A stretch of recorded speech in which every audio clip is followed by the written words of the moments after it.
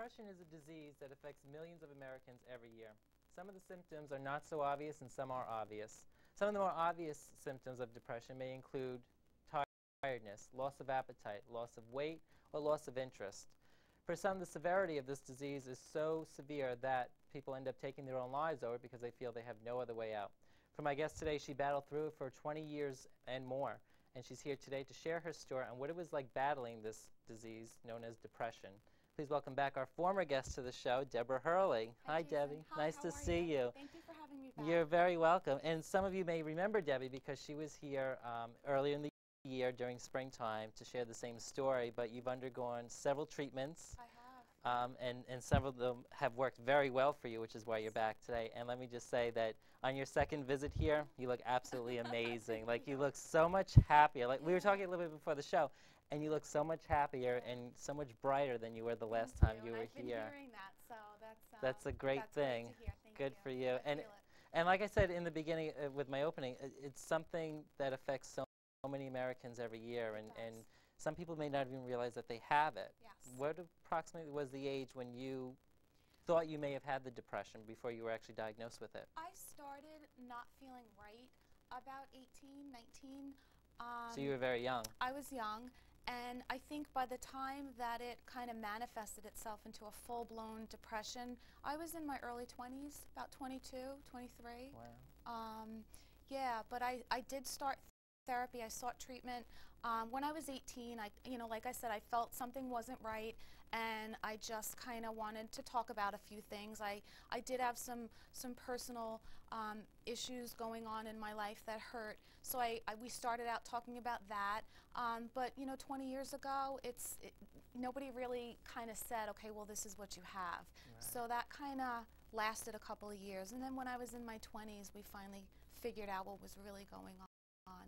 So you really didn't have any idea what it was? I mean, you just remember feeling like, what were some of the symptoms that you had back then before you actually put a name to it? I think I had a lot of the typical symptoms. Your sadness, you feel that you're not worth anything, you don't have a lot of confidence in yourself. I lost a lot of interest in just some of my hobbies. I used to paint, I used to draw.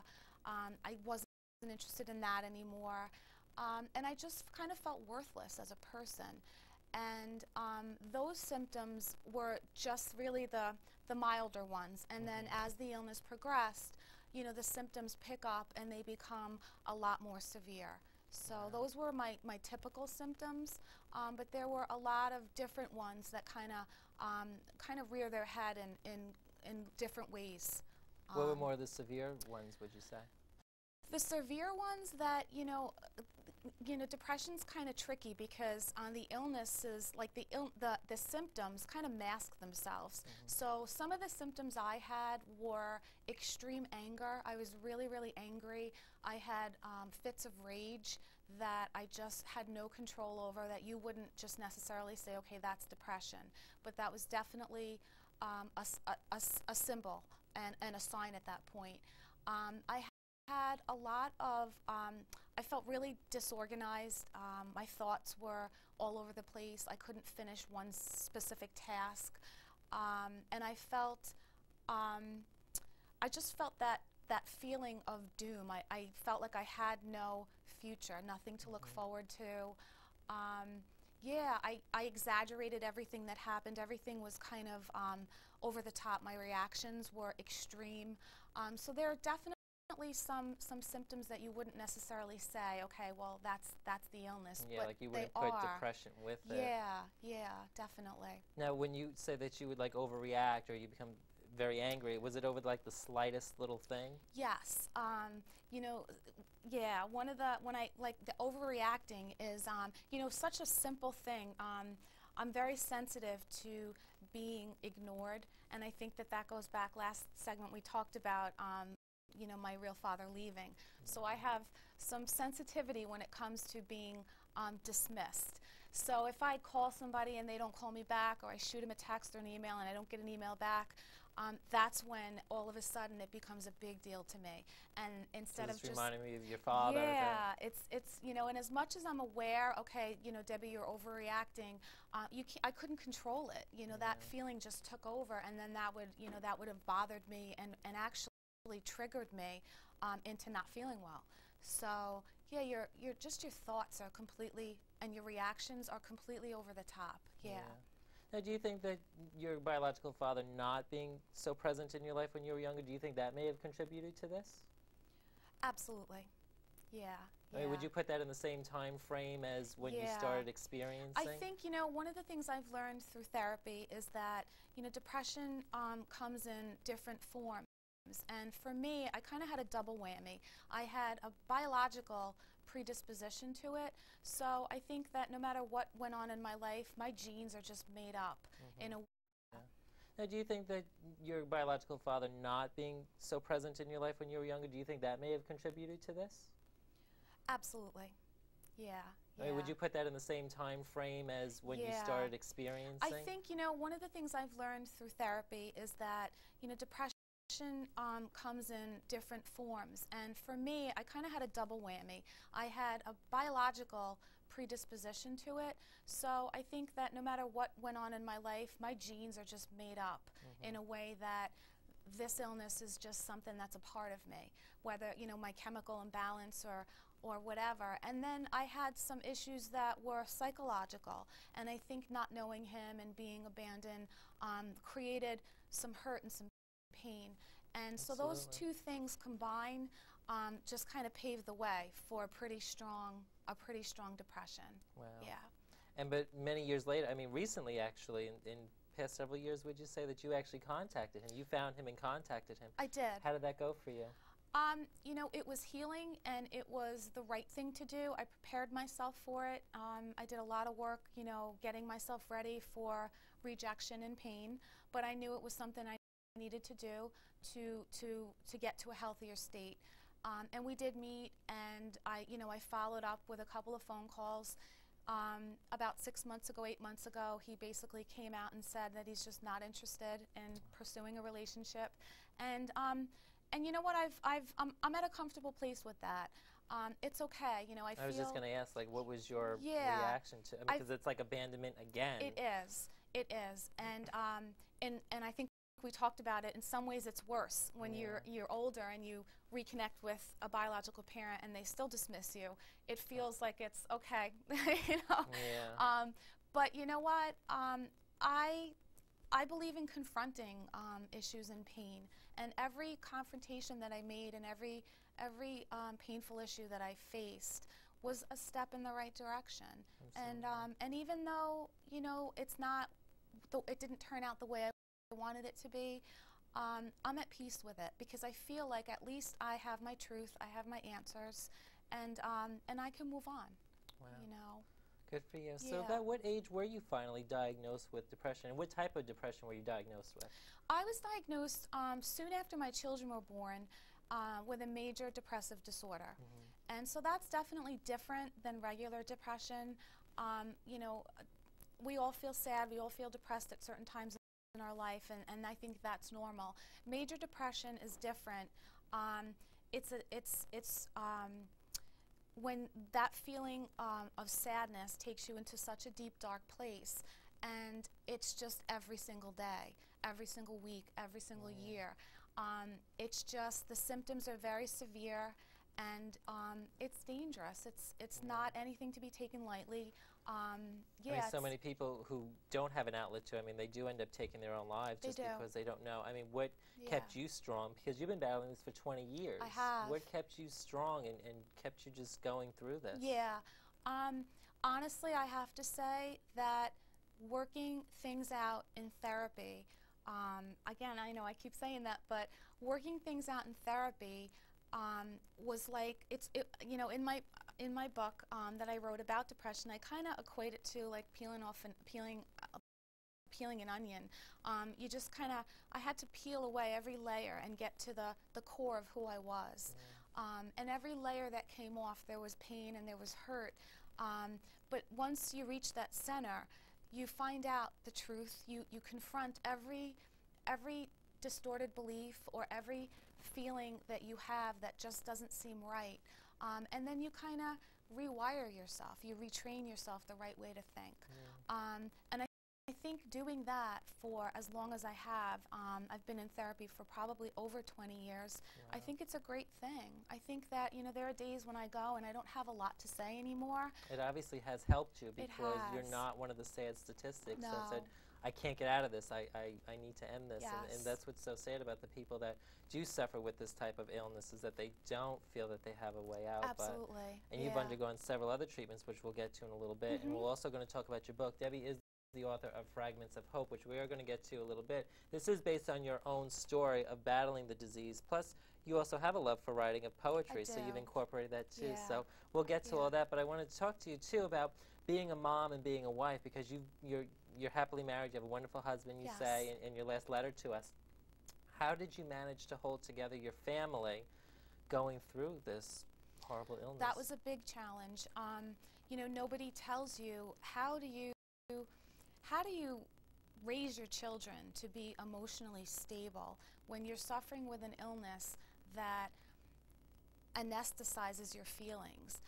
It doesn't allow you to give love, to feel love, to have emotion. So to be able to raise your children while you're enduring this type of illness is really, really a challenge. I did it because I realized somewhere in the back of my head, as sick as I was, I knew that these children did not ask to be put in this situation. They deserved a healthy mom. And I did whatever I needed to do to make that happen. They are part of the reason I never gave up. The other part is just that feeling that there's something else out there, there's something better. This is not okay with how I'm feeling. And you know, I think that my kids, I can honestly say, one is 18 and one's almost 17, they're emotionally okay. And I think that's because I did my work. I didn't just sit back and say, I'm not going to take a pill. I don't believe in medication. I'm not going to confront my pain in therapy. It's so easy to say that. And a lot of people don't go to therapy and don't take medication. It's hard work. It's not easy to sit with a therapist. Struggle. Yeah, and they touch upon those issues that hurt. It's very painful. But you know what? In doing that, I gave my children the gift of being free, because if I didn't work through my hurt and my pain, I think that would be transferred onto my children. And then they would have to start their life out carrying some baggage. And I would never want that for them. Based on your experience with this and the treatments that you've undergone, is depression genetic? Can it be passed on to, let's say, your children? It can. Absolutely. So the fact that they are not showing symptoms, I mean, is it safe to say that they may not? No, it's not. No, it's not safe to say that. I'm very aware of how they feel. I talk very openly about it with them. I always have, even when they were little, when they were adolescents. Now they're, you know, my son's 19 now. So I'm very honest, and I'm always looking and making sure that, you know, are they just moody, or is there something deeper going on? Because I think that that's sometimes what happens with teens, is that parents might overlook some of their symptoms because teenagers are moody. But you know, I know we've all been there. Yeah, I know what to look for. I know what the difference is. So I'm pretty aware of it, and I know for sure that if they develop anything, I'll be all over it. And I know that they'll never suffer the way I suffered. And they know that, like you said, you discuss it openly with them. They know that you were battling this depression. I mean, did you have the support of them and your husband behind you the whole time? Yes, I did. Yes. You know, they were little, so I didn't want to throw that upon them or you know, place them in a position where they needed to help me, because they were little kids. But I did have the support of my husband, thank goodness, and we've been able to stick it out, and we're married 22 years, happily married too. Congratulations. Thank you. So that's a great thing. I think, Absolutely. yeah, I think when you make it through something like that, it could either strengthen you or it could break you. So Yeah. I'm glad it strengthened us. Yeah. Absolutely. And it's very interesting, actually, because like you said, with this type of disease, like you don't have control over the emotions. No. You know, you're either angry or you can't feel the love. So the fact that you and your husband have been able to get over this, I mean, there is a huge, strong bond there between the both of you. So that's important to have the support. Because so many people, again, they don't have the support that they need in this. But if I could just rewind back a little bit for a second, when you mentioned really starting to suffer with the depression in 18, 19 years old. As you got pregnant, did you find that the depression worsened with each child? Yes, absolutely. So you were also postpartum. Absolutely. Yeah, I had it all. So yeah, after I had my daughter, which was my second, my doctor really felt, it was strongly that I should not have a third child. So I was in my late 20s. I was about 28 or 29 when I underwent surgery, and I wasn't, they took away that ability for me to have another baby, which was really difficult. But I understand why they did that. So yes. Would you say that maybe that would have saved your life? Absolutely. That was a big decision my husband and I had to make because I wasn't even 30 yet. And my doctor said to me I would never normally do this on a 29-year-old woman. But in your case, this is going to either save you or, God forbid, you do get pregnant again. These symptoms will worsen after that third baby's born. And that's what my husband said to me. That's a risk we just can't afford to take. It's not fair to our children and to the family unit. So did you ever feel, if you don't mind my asking, did you ever feel suicidal throughout this whole battle? I did. In 22 years of battling, there were many times when I came very close to not being here today.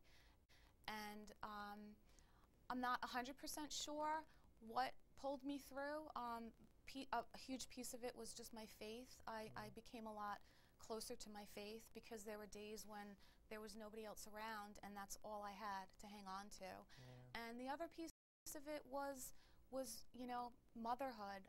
I knew that I would never want to put my children in a position where they would have to go their whole life feeling hurt and feeling pain over the fact that their mom, wasn't able to hang on. That would affect them tremendously, and I didn't want to do that to my children.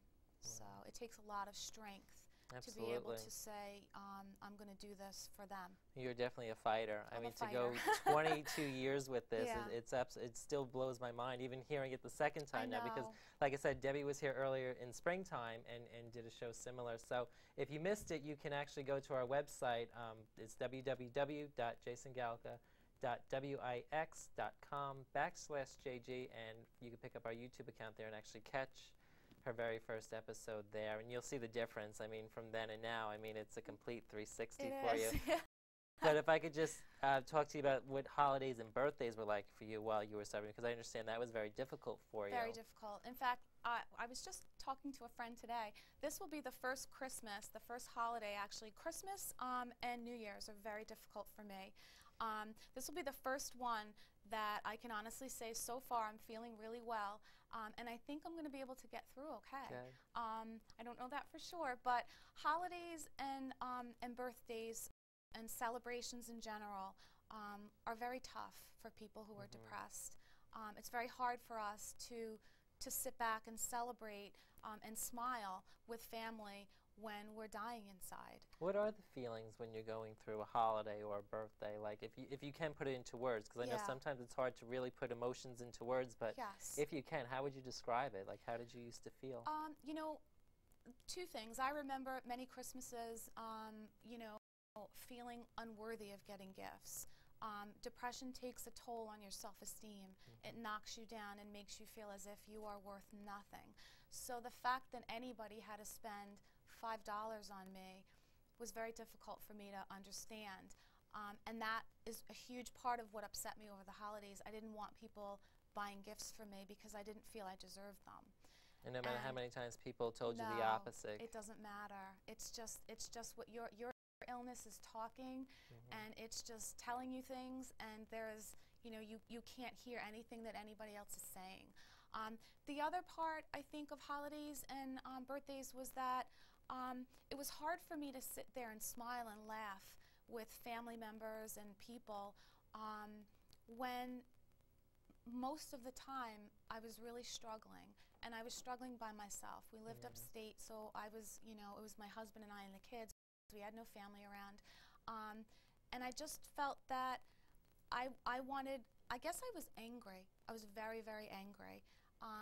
My depression kind of came out a lot in anger, and so, you know, the holidays were a chance for me when we got together to kind of distribute a little anger on people. You know, when I wasn't well, I wanted people to feel a little bit of what I felt.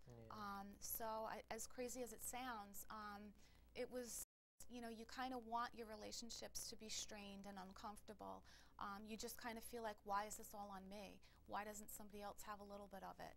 So being together and sharing happy memories and moments is just, it's not what I wanted to do. Yeah. I can imagine. But again, you've pulled through. You're doing so amazing. You've actually had your story published, which let's talk about that now. Fragments of Hope is Debbie's book, and again, you know, her name is Deborah Hurley. You can visit her website at www.fragmentsofhope.com. Debbie, tell us a little bit about your book. This is based on your personal experiences. It is. The book is the kind of book I needed to read when I was sick, and I couldn't find. So it's not clinical. It doesn't talk about statistics. It doesn't talk about serotonin levels. It's the real deal. It's if you opened up the mind of somebody who's depressed, or if you gave depression a voice, what would it say to you? And that's what this book is. It's what I felt during the worst moments of my life, when I was sitting on the floor contemplating, do I live or do I not live? I took out a pen and paper and I wrote. And those thoughts are what I put down on paper, and that's what's in the book. So I did that because I needed to hear somebody say to me, I've felt like that. I've been to that level that you're at, and I never heard that from anybody. So I want somebody who's out there feeling what I feel at times and what I felt for the last 20 years. I want them to read that and say, you know what, this girl gets me. And if she pulled through and came out the other end, then that will give me a little bit of hope. Absolutely. And you spent many, many years writing this book. This was a 15-year process. Yeah, it was, because some of those journal entries started when I was 17. And so the book was published, I was 37. So those journal entries were a culmination of many, many years. Wow. Amazing. But you've also included your own love for writing, because you love to write poetry. I do. And that's also in there as well. It is. Now, did poetry ever kind of like brighten you up or make you feel better throughout this whole battle at all? Absolutely. I think writing in general was one of the ways that I survived. So it was like an outlet for you. It was an outlet. You know, as somebody who suffers, it's very isolating, and it's very lonely to be depressed. And in many ways, my pen and my paper were all that I had to keep me going. When there was nobody else around, that's when I grabbed my pen and my paper and I just wrote, and I expressed what I felt, and I felt that at least I got it out of my mind and out of my heart and put it somewhere. So it definitely saved me on many, many occasions. Excellent. Now, moving on to your treatments, I mean, you had undergone several treatments. What would you say worked as opposed to what didn't work? Because, I mean, you've been treated for all 20 years between therapy, and you never did medication. So based on your own experiences, what did you say worked better over what didn't work so well? You know, I've been on a lot of medications throughout the years, and in my case, what ended up happening was, you know, and I think a lot of people feel this, they'll take an antidepressant, they feel better for a little while, and then the antidepressant doesn't work anymore. So they move on to another medication, and then the same thing happens, and that's where people start to get discouraged, and they start to think, okay, now I'm on my 4th and 5th medicine, you know, what's going on? In my case, that is what happened, and it happened with 14 and 15 medications. Wow. So I did finally find a doctor here on Long Island who put together a certain combination of medications for me I'm on 3 different medications, and those 3 medicines combined, for the most part, made me feel okay. Not great. I think my level, somebody asked me the other day, if on a scale of 1 to 10, 10 being the worst, you know, where were you? How did you feel every day? And I would say I lived my life around a 4, and I just felt that was normal. That was my normal. But it really wasn't good enough. So I think throughout the last 20 years, I've been on a lot of different medications. I've been in constant therapy, sometimes 2 and 3 sessions a week. And yeah, I think that I reached a point in January where my doctor did say to me, Debbie, I'm not happy with where you're at right now. After all of this time and after all the medicine you're on, you should be feeling better. And that's when she presented a new treatment that I just underwent in January called TMS, transcranial magnetic stimulation. I'd say that's pretty much the only other treatment that I decided to try other than psychotherapy and medication. There was a time in my life when one doctor did present electric shock therapy to me and thought that it was something I should definitely consider. I actually did schedule. I was scheduled to go into the hospital and have it done, and I chickened out because there's risks to that. Yeah. You can definitely lose a lot of your memory, and I was just really afraid. You know, my memories, and that was all I had left to hang on to. So I really wasn't willing to give up that and have any extreme side effects. Yeah. So I did not choose to do that. So how did the TCM work out for you? Again, it's transcranial magnetic stimulation. Right, the TMS. TMS, yeah, it's a fairly new treatment. It was FDA approved in 2008, and it's really a safe procedure. It's a 6-week treatment that you go 5 days a week. It's an hour every single day. I started the beginning of January 2012, and what it is it's just they sit you in a chair, kind of like you're in a dentist's chair, and it's a little device that taps on your head, and it produces magnetic currents, these little pulses that go through the brain, and they hit the part of the brain that has to control your depression and your mood. And what happens is once that magnetic current hits that specific part, it stimulates your brain cells, and it produces the hormones in your body that are missing, like serotonin and dopamine and norepinephrine. So that's what this procedure does. And it was presented to me in January, and as a family, we talked about it, and we decided to go ahead with it. And I think that's the difference you're seeing today. Yes, so, absolutely. It's Again, been 10 months. I mean, if anybody could log on to our website and go to our YouTube channel, I mean, you can see Debbie's original show that she did with us back in April, I think it was, actually, or May rather. Yes. And there's just a huge difference in you. I mean, you're so much brighter and so much happier. So you were still undergoing the treatment back when you were here. I had just finished. I finished probably the end of February. So do you think that really, I mean, just comparing you now to then, I mean, that you had finished it, I mean, you're totally a different person than the last time you were here. I mean, did you find that actually did help you? I mean, what's the time length on that before you start seeing results? Absolutely. It sounds, hard to believe, but by the 3rd day of treatment, something felt different. I could honestly say I felt a little bit different. My senses felt a little bit more alive. By the end of the 6 weeks, I had no anxiety at all, which I was living in a constant state of anxiety. No depression, which, like I said, I was kind of like I was living life around a 4 or a 5.